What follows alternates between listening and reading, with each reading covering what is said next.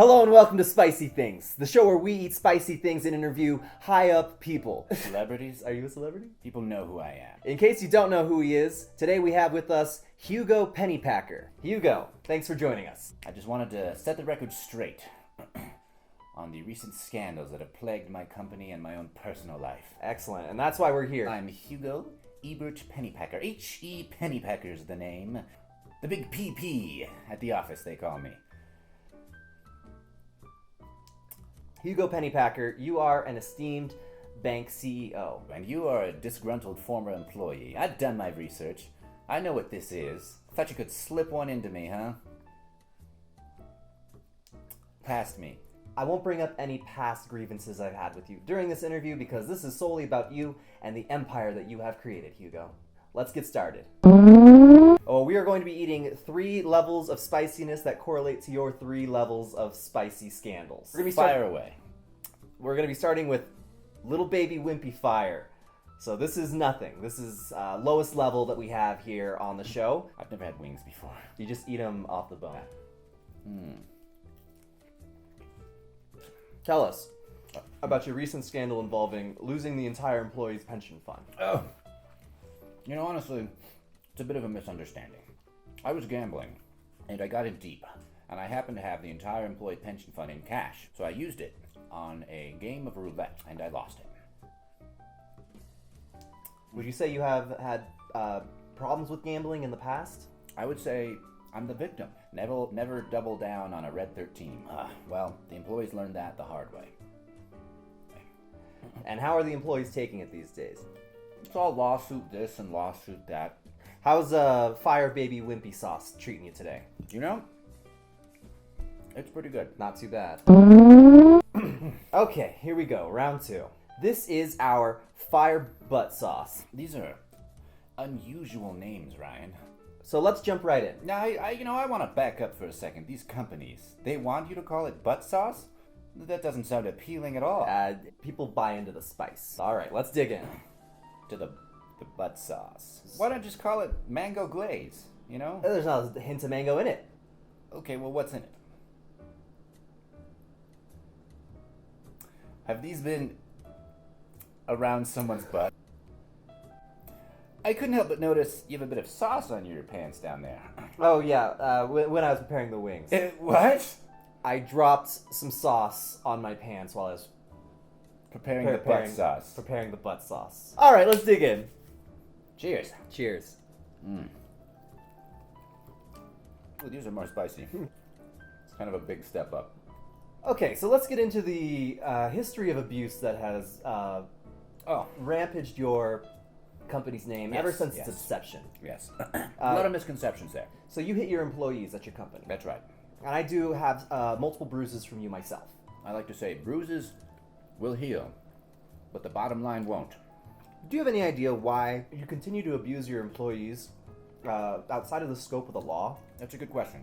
Plausible deniability is your friend in these kinds of situations.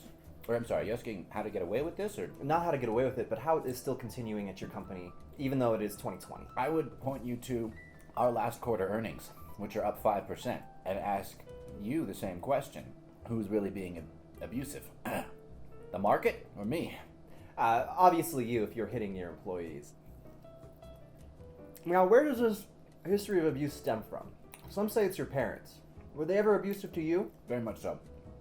I remember when I crashed my first car, a Bourgeoisie. And a Bourgeoisie is? A very bougie car. To teach me a lesson, they would not buy me a new one until a week later. This is your studio. This also looks like your home.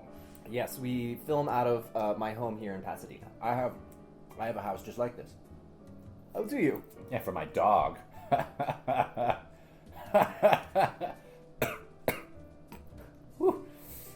You know, things have really changed since you left. I would hope so. It was quite an awful company. I've outsourced a lot of the physicality of my job. I've brought in a retired boxer to run rampant through the office.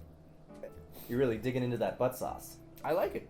I wouldn't have said this 10 minutes ago, but I like the butt sauce. Round 3, Atomic Fusion. As we eat these last wings, we're going to jump into what I consider to be your spiciest scandal. Down the hatch. Down the hatch. This is much spicier. Your third and spiciest scandal, in my opinion, was when you ate Frank's birthday cake. Can you go ahead and maybe elaborate on why you might have done something like that? Spite. I don't like Frank. Oh my goodness. Whew. Are you doing okay? Whew, this is much spicier. Yep. Care to elaborate on why you... Why did it steal? Everyone was gonna have a slice of cake. And I wanted to show that I was the big kahuna. So I ate the entire cake in front of everyone. Now, Frank is one of the nicest guys in the office. Do you have any reason why you had some sort of personal vendetta against him? He gets a lot of attention. I don't know if I could do this. You feel really bad? Then why did you do it? I love Frank deeply. I don't know how to express emotion. Hey Frank, if you're watching this, I'm sorry. So out of all of your transgressions, the history of abuse and scandal, losing of employee pension, this is the one thing you feel bad about, is eating an employee's birthday cake? And if there's one thing I could change, it would be ever hurting that treasure of a man. Well, I have some bad news for you. After Frank didn't get his birthday cake that day, he went home and did the only thing that a reasonable man would do. What? He made himself a birthday cake. Oh, Frank, you are a fighter. And then he hung himself. Oh, Frank. To Frank. To Frank. I'm gonna name a hot sauce after Frank, in his memory. Frank's hot sauce. There already is a Frank's hot sauce. What? Thanks for coming on Spicy Things today. Joined by H.E. Pennypacker, coming clean. Next week we're gonna get into the sexual assault allegations. It is true, I have assaulted myself sexually many times.